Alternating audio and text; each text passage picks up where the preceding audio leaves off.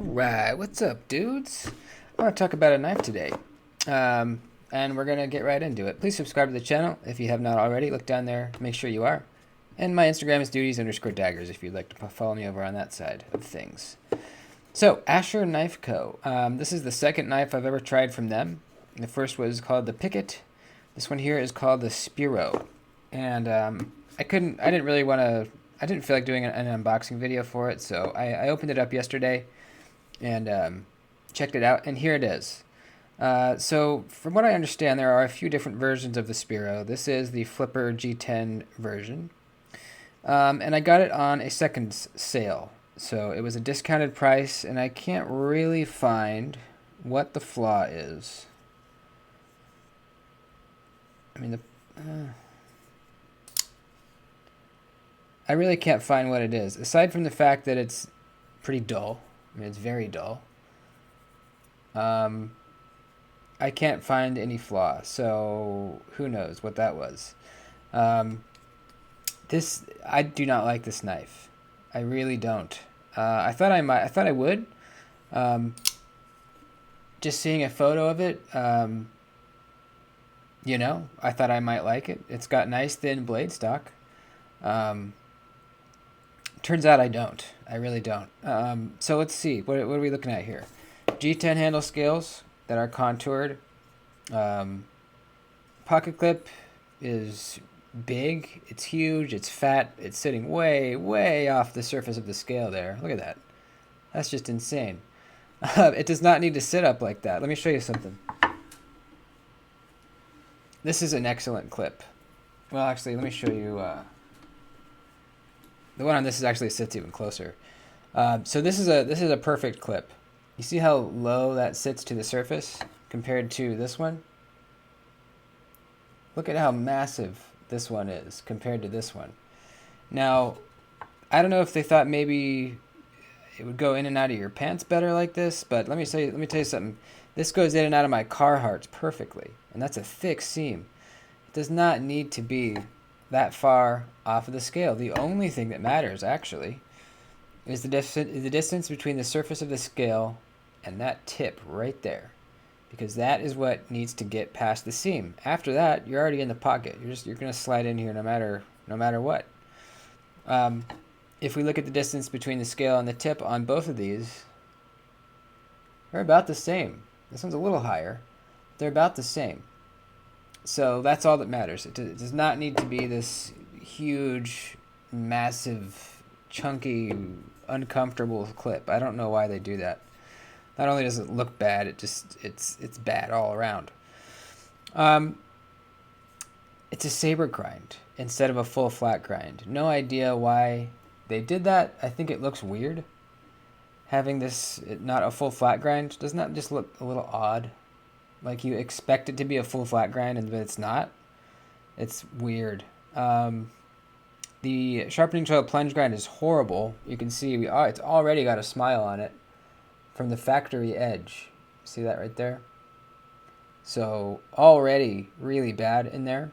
Next time you sharpen it, it's going to look even worse. I like the general blade shape besides the grind. I do like that it's really nice and thin blade stock.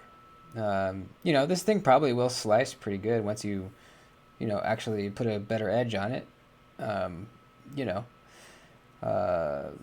don't think the full flat grind would help. Well, it would help a little, but not like a huge difference as far as sliciness. But it would absolutely look way better. So it's a flipper only. And the detent when I first got it was awful. Really, really, really weak. I just took it apart and bent in the lock bar a little bit. First time I did it, it really it fixed the detent. It was nice and strong, but then I couldn't push over the lock bar. It was like super, super lock sticked open. So I took it back apart, bended it back in a little bit, and now it's a little better, but it's a very lazy open. It is not slamming out with any kind of authority. Barely slamming out. Or not slamming out. It's barely getting open. The flipper tab is very uncomfortable because it's the same Since the blade stock's very thin, this is very thin as well. No jimping, just uncomfortable. The lock bar access there is none, but they made this lock bar kind of stick out a little bit past the scale. See right there, so that you could kind of catch it with your thumb, but it's awful. I feel like I'm cramming my thumb in there to try to push that across. The blade to handle ratio looks off. The blade looks really short compared to the handle.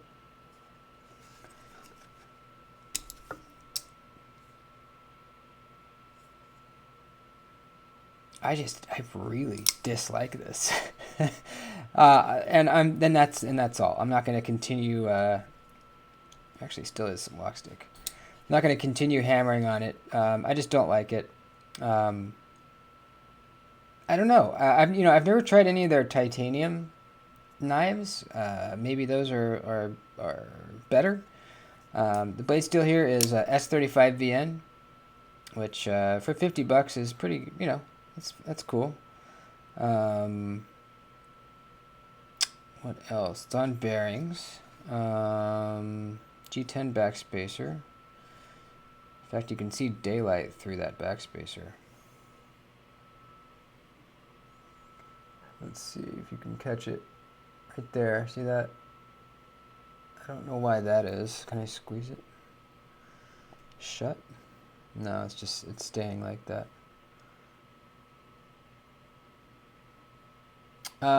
Anyways, I don't know who makes their knives. I don't think they make them themselves, do they? Whoever it is. As far as this knife, I can't speak for the others.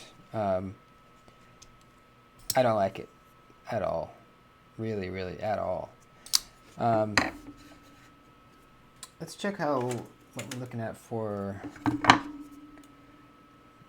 3 1/16, just over 3 inches. And the handle is about 4 1/4. Overall, like 7 3/8 ish. Yeah. Anyways, I would pass on this one. Anybody thinking about getting one of these, I'd pass on it. Yeah.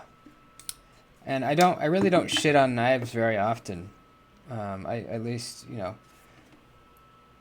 Well, mainly it's because I don't buy knives that I don't think I'm gonna like, and I'm not really getting hardly any free knives for the channel at all. So that's why I don't really, you don't see a lot of knives on the channel that I just dislike because I'm buying them. I'm not gonna buy a knife I don't like. But in this case, yeah, I thought I might like it, and absolutely not. So that's it. Thanks for watching, dudes. Please like the video, and I will see you next time. Adios.